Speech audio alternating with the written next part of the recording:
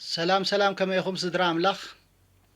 لما أنت حنت ملختي حيزة متي اللي خط ملخت دم أنت الجخوم نقولات دم الجخون الجخوم زلزلك زي أبيريو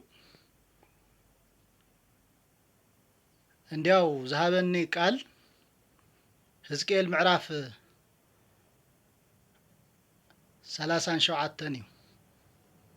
حزقيل معرف 37 قصر حد جميرنا مسننبب زخونو عم مقابر زلو ريساتات ወይ ዓጻጽምቲ ማእኸል ወሲዱ እግዚአብሔር ንሕዝቅኤል ወዲ ሰብ ዞም ትሪኦም ዘለኻሲ ዞም ዓጻጽምቲ እዚኦም ህይወት ዝረኽቡ ዶ ይመስለካ ኢሉ ሓተተኒ ኣነ ድማ ንስኻ ትፈልጥ በልክዎ ሽዑ ቃል ኣውፅእ እሞ ዓጽሚ ምስ ዓጽሚ ክጋጣጠም እዩ ቆርበቶም ክምለስዩ ህያዋን ነፍስ ዘለዎም ኮይኖም ደው ክብልዮም ኢልኒ እናበለ ትቃል ምዕራፍ 37 ቁጥር 1 ጀሚርኩም ተንብቦ ትኽእሉ ኢኹም ዝቃል እዚ ነቶም ኣብ ድኻም ዘለና ኣብ ጭንቂ ዘለና ኣብ ተፈላለየ ዓይነት ፈተና ዘለና እሞ ድማ ከም ሃገር ናይ ህዝብና ሸኽሚ ከም ሸኽምና ወሲድና ትንጭነቕ ህዝቢ ዞም እስራኤላውያን ኣብ ምርኮ እዮም ዘለዉ ኣብ ስደት እዮም ዝነበሩ መብዛሕትና ንሕና ኣብ ስደት ንርከብ ህዝቢ ኣብ ልዕለና ዝወርድ ዘሎ ቀሊል ዘይኮነ ፈተናታት ከም ዘሎ ርዱ እዩ ሰሙኑ ኳስ ኣብ ግብፂ ክንደይ ዓይነት ኣሕዋትና እዮም ብክንደይ ዓይነት ስቃይ ዝሳቀዩ ዘለዉ ኣብዚ ድንበራት በዚ ናይ ኢትዮጵያ ድንበራት ዲገለ ህንደይ ሰባት እዮም ዝሳቀዩ ዘለዉ ብዙሕ ሰብ ይሽገር ኣሎ ሓሳብ ጭንቀት ኣትይዎ ኣሎ በቃ ተስፋውንስ ቆሪጹ ኣሎ እዚኦም ዓጻጽምቲ ተስፋ ዝተቆረጾም ዝነበሩ እዮም ተስፋ ሲኢኖም ዝነበሩ ኣብ ስደት ዘለዉ እስራኤላውያን ማለት በቲ ግዜቲ ሓሰውቲ ነቢያት ነይሮም እዮም እግዚአብሔር ሲ ንህዝቡ ኣሕሊፉ ኣይህብን እዩ ኖ ንስደትስ ኣይዳርገናን እዩ ዝብሉ ነይሮም እዮም ኖ ስደት ኣሎ ተባሂሉ ስደት ምስኮነውን ኣይቲ ስደት ነዊሕ ግዜ ኣይጸንሕን እዩ ንግዚ እዩ ክብሉ ከለዉ ቶም ሓቀኛታት ነቢያት ግን ኖ ውለዱ ዳ ዘምዱ ቁሩብ ክነውሕ እዩ እንዳበሉ ይነግርዎም ነይሮም እዮም መብዛሕቶም ዝመኑ ዝነበሩ ቶም ናይ ሓሶት ነቢያት እዮም ንዓና ቃል ይዝበና ብቃሊና ንዛረብ እምበር ከምዚ ዓይነት እዚኣ ንኤርትራ እዚኣ ንትግራይ እዚኣ ገለ የለን ሓደ ነገር ግን ኣሎ ድሕሪ እዚ ፀበባ እዚ ድሕሪ እዚ ናይ ግዚኡ መከራ ዓቢ ሪቫይቫል ኣብ ምድርና ክኸውን እዩ ዓቢ ምንቕቓሕ ቃል ኣምላኽ ዓቢ ብእግዚአብሔር ዝኾነ ሰላም ዓቢ ዝኾነ ዕረፍትን ደስታን ግን ክረክብ ርግጽ እዩ ስለዚ ኣጆኹም ተስፋ ኣሎ ከምቲ ኢሳያስ 40 ሓይሊ ንዝሰኣኑ ሓይሊ ክረኽቡ ምዃኖም ዝዛረብ እዚ ቃል እዚ ንዓና ኣብ ጭንቂ ንዘለና ህዝብታት ናይ እግዚአብሔር ተዋሃበ ተስፋ ቃል እዩ ኣይንጨነቕ ኣይንፍራህ ግዳት ኣይንግበር ቃል ኣምላኽ ኣጥቢቕና ንሓዝ ንወዲ እግዚአብሔር ንኢየሱስ ኣጥቢቕና ንሓዝ ትእዛዛቱን ሕግጋቱን ፍቃዱን ንምፍጻም ሓርነት ዘውፀና እቲ ቃል ስለ ዝኾነ መድሓና ብኢየሱስ ክርስቶስ ርግጽ እኳ ተኾነ ብመንፈሳዊ ነገር ምዕባይ ስለ ዝግበአና እሞ ድማ ዓብዪ ናይ ህዝቢ ናይ ቃል ሪቫይቫል ከም ህዝቢ ክወሃበና ስለ ዝኾነ ዝተውሃበ ተስፋ ስለ ዘሎ ንዑ ምድላው የድሊ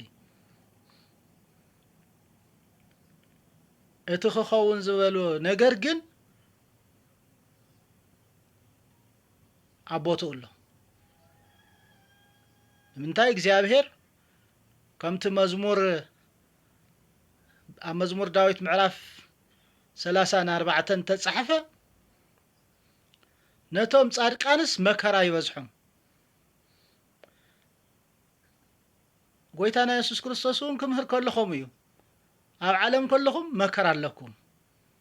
ነገር ግን ኣጆኹም ኣነ ዓለም ኣሸኒፈየ መከራ ጸበባ ሽግር የለን ጠርሚስካ ትወጽኻ ሓሊፍካ ክትከይድ ኢኻ ገለ የለን ኣይብልን ቃል ኣምላኽ እንተሊ ኣላ ንእሽተይ ፈተናታት ክህሉ ይኽእሉ እዮም ግን መዕበይና እዩ ናብ ዝሓሸ መደየቢና እዩ ናብ ብራኸ መውፂእና እዩ ቃል ኣምላኽ ኣጆኹም እዩ ዝብለና ዘሎ ስደትኩም ንግዚኡ እዩ ጭንቅኹም ንግዚኡ እዩ ሕጂ ትንሣኤ ክኾነልኩም እዩ እዚ ተስፋ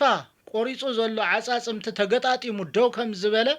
ደው ክትብሉ ኣብ ቀረባ ሓሳብ ኣምላኽ እዩ ፍቓድ ኣምላኽ እዩ ካልኣይ ድማ ጸሎት ንግበር ኣሕዋተይ ጸሎት ነብዝሕ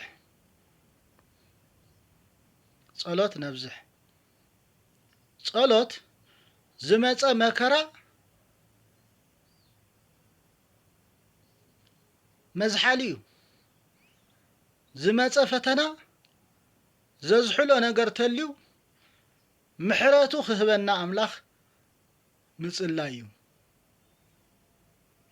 ተፈላለየ ጭንቅን ዘለው ብሕልፊ ጸኣት ዘለኩም ሰባት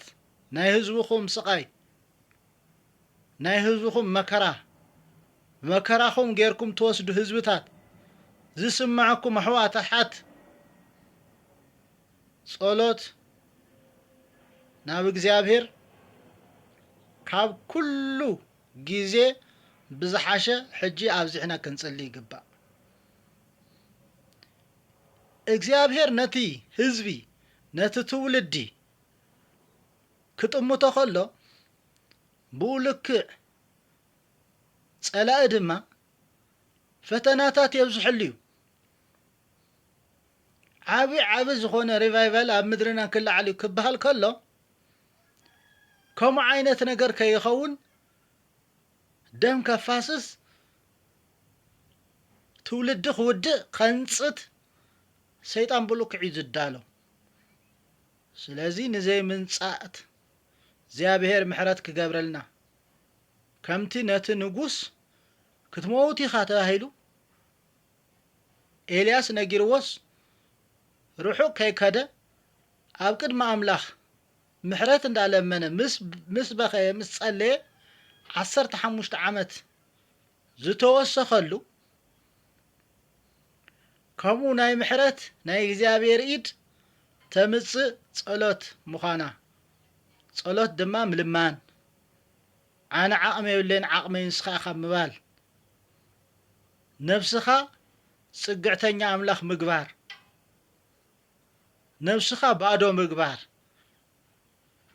ስለ ዝኾነ ኣጥቢቕና ንጸልይ ነዞም ግብጽ ዘለዉ ኣሕዋትና ንጸልይ ነዞም ሊብያ ዘለዉ ኣሕዋትና ይንርስዕ ነዚ ሕጂ ዝስማዕ ዘሎ ሽግራት ከም ሃገር ንጸልይ ነገራት ክፉእ ኣይክኾኑን ክሃድኡ እዮም ኣጽናንዑ ህዝበይ ኣጽናንዑ ከም ዝብል ቃል እግዚአብሔር ነጽናንዐኩም ኣለና ኣጆኹም አጀኹ አጆና እግዚአብሔር ዝሓሸ ነገር ሪኢልና እዩ ነቲ ዝደኸመ ሓይሊ ዝህብ ከም ንስሪ ክሕድሰና እዩ ሪቫይቫል ክኸውን እዩ ተሓድሶ ክኸውን እዩ እግዚአብሔር ሓድሽ ነገር አባና ክገብር እዩ ስለዚ እግዚአብሔር ይባርኩም ስለሰማዕኹምኒ እዚኣ ናይ ልማዓንቲ ካብ እግዚአብሔር ካብ ወንጌል ሰማዕኹዋ መልእኽቲ ንህዝብናያ አጀኹም እግዚአብሔር ምስ ኩላትና እዩ ብሩኻት ይኹን ተባረኹ